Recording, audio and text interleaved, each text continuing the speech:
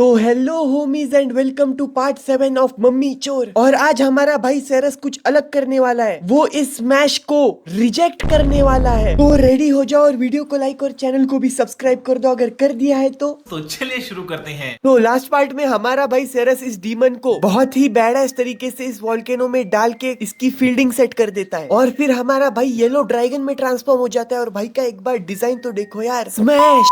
तो अब हमारा भाई सोचता है कि अभी जिस डीमन को भाई ने हराया वो डीमन लॉर्ड की आर्मी का सबसे स्ट्रॉन्गेस्ट डीमन था, even stronger than demon Lord himself. इसका मतलब हमारा भाई डीमन लॉर्ड की पूरी आर्मी को खत्म कर सकता है, विच मीन्स इस वर्ल्ड का स्ट्रॉन्गेस्ट बीइंग डीमन लॉर्ड नहीं बल्कि ड्रैगन किंग है। पर हमारा भाई सोचता है किसी को ड्रैगन के एग्जिस्टेंस के बारे में पता क्यों नहीं है। और फिर हमारा भाई नॉर्मल ह्यूमन में ट्रांसफॉर्म होता है, पर उसे पता है कि वो ह्यूमन तो बिल्कुल नहीं है। और तभी इसे इस क्रिस्टल पे फोन कॉल आता है, फोन कॉल भी नहीं भाई, वीडियो कॉल आता है भाई इसे कहते हैं। और हमारे भाई को कॉल किसने किया? हमारी स्मैशेबल प्रिंसेस ने, जो हमारे भाई को ठीक देख के लिटरली रोने लगती है। और हमारा भाई उसका ध्यान तो बस प्रिंसेस के स्पिरिचुअल प्रेशर पे होता है। एंड सॉरी सेरस भाई पर बोलना पड़ेगा smash.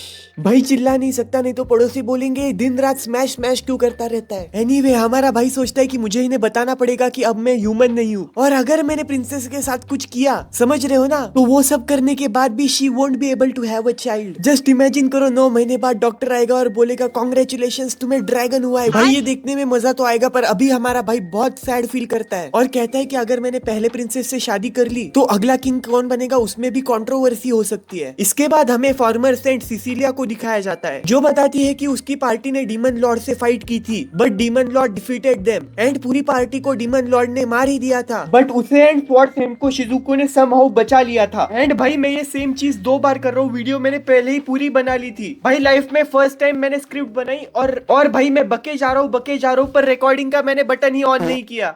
I am noob. Anyway, अब इस मैच को हमारे भाई की पावर्स देखने के बाद उसका ड्रैगन अपने अंदर चाहिए। And she is you know what just by looking our bro. Damn भाई इसे कहते हैं ऑरा। और ये कुछ करती भी है जो सिर्फ मैं देखने वाला हूँ। और भाई व्हाट एन आर्ट ब्रो, क्या आर्ट है। और दूसरी तरफ इस ड्रैगन किंग की फट जाती है क्योंकि अचानक से नया ड्रैगन लॉर्ड कहाँ से आ गया। अगर तुम समझे नहीं तो ये हमारे भाई के बारे में बात कर रहा है। हमारा भाई अब लिटरली एक ड्रैगन लॉर्ड बन चुका है। और फिर हमें बताया जाता है कि अगर तुम्हें एक ड्रैगन लॉर्ड को क्रिएट करना है तो तुम्हें एक ह्यूमन को एग्जिस्टिंग ड्रैगन लॉर्ड का लीवर देना पड़ेगा। भाई ये क्या बात हुई। एंड अभी बस ब्लैक ड्रैगन के पास अपना लीवर बचा था, बाकी सबने अपना लीवर गिव अवे कर दिया था। तो ये ड्रैगन किंग ब्लैक ड्रैगन से पूछता है, साले तूने किसी को अपना लीवर दे दिया था क्या? और ये जवाब देता है, हाँ वो सेरस है ना जिसपे आपने मुझे नजर रखने के लिए भेजा था। I accidentally killed him and as an apology मैंने अपना लीवर उसे दे दिया। तो ये किंग बोलता है, साले वो सेरस मरा नहीं, अब वो ड्रैगन लॉर्ड बन गया है। जो सुन के ये ब्लैक ड्रैगन बोलता है, क्या? ये क्या बक रहे हो?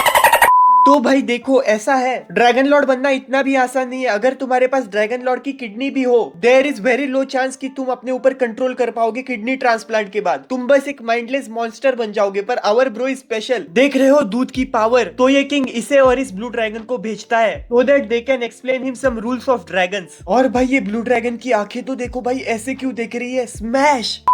सॉरी भावनाओं में बह गया था भाई। इसके बाद हमें हीरो की पार्टी का सीन दिखाया जाता है, आई मीन फॉर्मर हीरो की पार्टी का सीन दिखाया जाता है, बिकॉज हीरो का जॉब इन लोगों से तो नहीं हो पाया, सो दे रिजाइंड। और ये लोग क्या डिस्कस कर रहे हैं कि सेरस इनका स्टेप फादर बन चुका है। पर तभी ये स्मैश यहाँ पे आती है और फिर इन लोगों की एक डील होती है। और ये डील क्या है, तो ये स्मैश इन लोगों को हील करेगी और उसके बदले में ये लोग स्मैश और हमारे भाई की सेटिंग लगाएंगे। एंड स्पॉइलर अलर्ट, ये प्लान बहुत बुरी तरह फेल होने वाला है। एनीवे दूसरी तरफ हमारी मोमीज लोगों की मदद कर रही है, प्लीज मेरी भी मदद कर दो। एंड हारुका बोलती कि मैं रिलैक्स नहीं कर सकती जब तक सेरस उस डीमन को मार के वापस ना आ जाए। और हमारा भाई इन्हें जंप स्केयर देते हुए आता है और बोलता है, डीमन उसे तो मैंने कब का पेल दिया। एंड ये सब लोग शॉक हो जाते हैं कि हमारे भाई का हाथ फिर से रीजनरेट हो गया है। And then they welcome our bro back. भाई मेरा तो घर पे बस चप्पल से वेलकम होता है यार। भाई कल लिटरली एग्जाम है और देखो मैं क्या कर रहा हूँ आज। भाई मेरी इतनी बड़ी अचीवमेंट के लिए प्लीज सल्यूट के इमोजी डाल दो यार कॉमेंट्स में। और फिर ये इस हीरो के पास वापस जाते हैं और फिर ये हीरो जो बोलता है भाई वो सुन के मैं लिटरली हंस हंस के पागल हो गया यार। ये लोग बोलते हैं, हे step father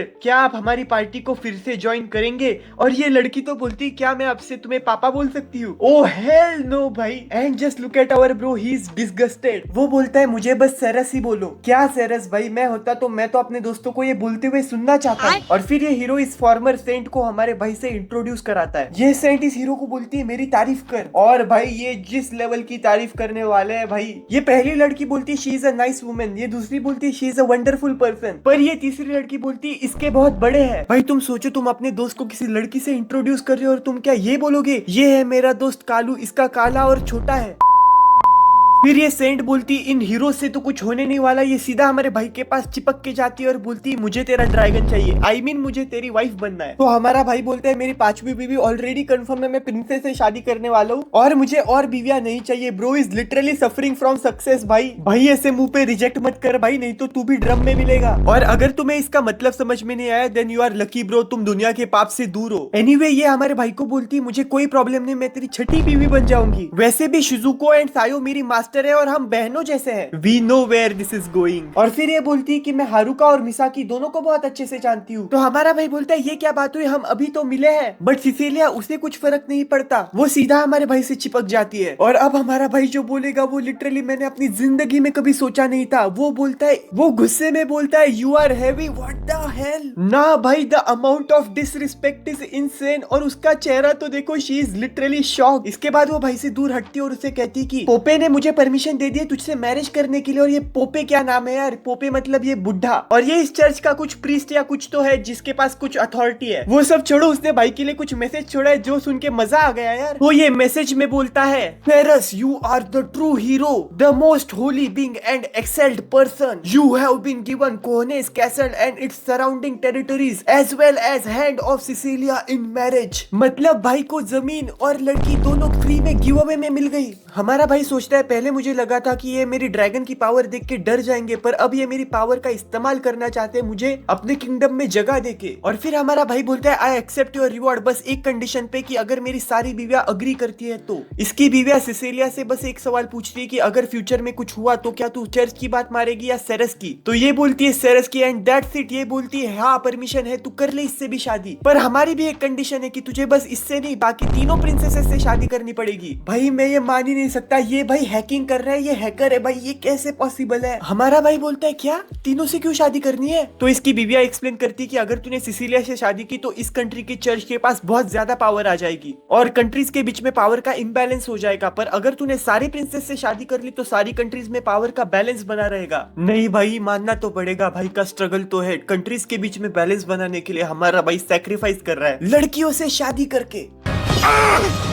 It should have been me, not him. तो ये सिसिलिया बोलती बैलेंस गया भाड़ में, मैं तुझे सच में प्यार करती हूँ सेरस। और हमारा भाई सोचता है things are getting even worse और उसे एक आइडिया आता है और कहता है कि मुझे बस चीजों को पोस्टपोन करना है। और भागते हुए बोलता है ये सब कुछ कंट्रीज का मैटर है ना, तो मैं उन्हीं से जाके बात कर लेता हूँ। ये झूठ बोल रहा है, ये तो पतली गली से निकल गया। तो क्या हमारा भाई इन 3 स्मैश को स्मैश कर पाएगा, ये हम जानेंगे अगले पार्ट में। और अगला पार्ट जल्दी नहीं आएगा क्योंकि हम लगभग मांगा तक कॉटअप हो गए, एक आधा चैप्टर बचा है बस। और अगर तुम यहाँ तक पहुंच गए हो तो कॉमेंट्स में फायर इमोजी डाल देना। और भाई वीडियो कैसी लगी वो भी बता देना, क्योंकि मैंने पुराने स्टाइल में वीडियो बनाने का ट्राई किया है, थोड़ी नॉर्मल आवाज में कम चिल्ला के। तो तुम बताओ क्या मुझे ज्यादा चिल्लाना चाहिए या यही वीडियो सही था। और मैंने मीम्स भी काफी कम ही यूज किए हैं। और मैं नॉन स्टॉप 2 वीडियो डालने का सोच रहा था, पर दशहरा की वजह से थोड़ा बहुत डिले हो गया, पर अगला वीडियो मैं मंडे पे डालने वाला हूँ। मैं नॉन स्टॉप वीडियो इसलिए डालने वाला था क्योंकि संडे का वीडियो मेरा डिले हो गया है, क्योंकि भाई तुम लोगों ने डार्क सीक्रेट ही नहीं भेजे यार, बस 8 लोगों ने भेजे, क्या बनाऊं वीडियो उसमें। सो या मिलता हूँ तुमसे नेक्स्ट वीडियो में, और नेक्स्ट वीडियो शायद कागुरा बाची या ओकाइरी पापा इन दोनों पे हो सकती है। So yeah see you in the next video,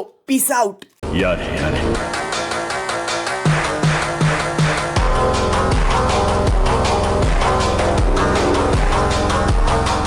और मैंने मीम्स भी काफी कम ही यूज किए हैं।